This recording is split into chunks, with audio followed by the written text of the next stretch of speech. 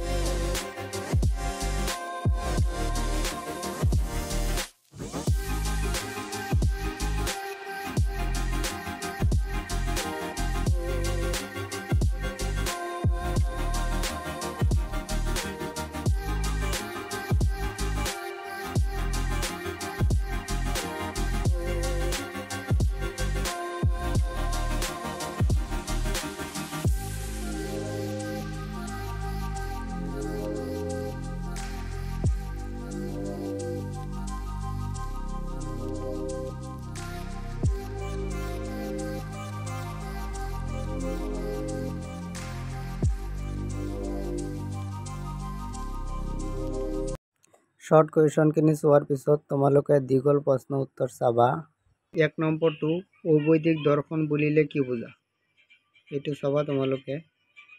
আৰু তোমালোকৰ এইখিনি যদি PDF লাগে তেনেহ'লে মোৰ চেনেলটো ছাবস্ক্ৰাইব কৰি পেলাই মোক কমেণ্ট কৰিবা, মই সকলোখিনি PDF তোমালোকক দি দিম। ইয়াৰ পিছত লং কুৱেশ্যন 2 নম্বৰটো চাবা। ভাৰতীয় দৰ্শনৰ বৌদ্ধ সম্প্ৰদায়ৰ বিষয়ে চমুকৈ আলোচনা কৰা, এইটো চাবা তোমালোকে। এনচাৰখিনি দিয়া আছে, স্ক্ৰীনশ্বট মাৰি ল'ব পাৰা বা লিখিও ল'ব পাৰা। তাৰপিছত তোমালোকে 3 নম্বৰটো চাবা। বৌদ্ধৰ 4টা আৰ্য সত্য কি কি, এইটো চাবা, ইম্পৰ্টেণ্ট হয় এইটো।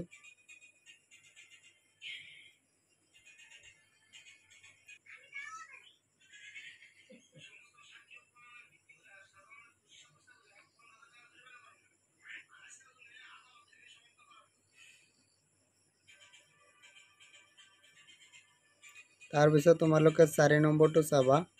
বৌদ্ধৰ 4ৰ্থ আৰ্য সত্যটোৰ বিষয়ে ব্যাখ্যা কৰা, এইটো ইম্পৰ্টেণ্ট হয়, চাবা।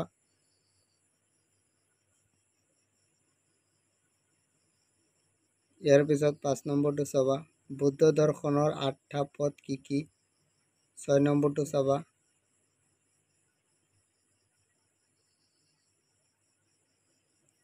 আঠ নম্বৰটো চাবা।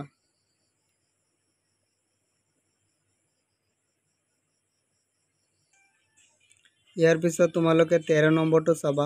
সপ্তভংগীৰ 7টা অভিধানসমূহ কি কি, এইটো চাবা। তাৰপিছত 16 নম্বৰ কুৱেশ্যনটো চাবা। যৌন দৰ্শনৰ প্ৰণেতা কোন, এই দৰ্শন কোন সম্প্ৰদায়ৰ অন্তৰ্গত, এইটো ইম্পৰ্টেণ্ট হয়, এইটো চাবা। তাৰপিছত তোমালোকে 10 নম্বৰৰ বাবে ৰচনাধৰ্মী প্ৰশ্ন উত্তৰ চাবা। 1 নম্বৰটো বৌদ্ধ দৰ্শনৰ 4 আৰ্য সত্য সম্পৰ্কে চমুকৈ ব্যাখ্যা কৰা। এইটো বহুত ইম্পৰ্টেণ্ট, 2024 বৰ্ষত আহিছিল এইটো।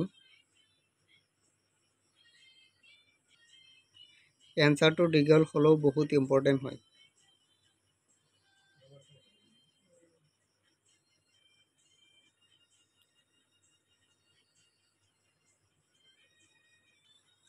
ইয়াৰ পিছত 6 নম্বৰটো চাবা, যৌন অধ্যবিদ্যা বুলিলে কি বুজা আলোচনা কৰা। এইটো ইম্পৰ্টেণ্ট হয়।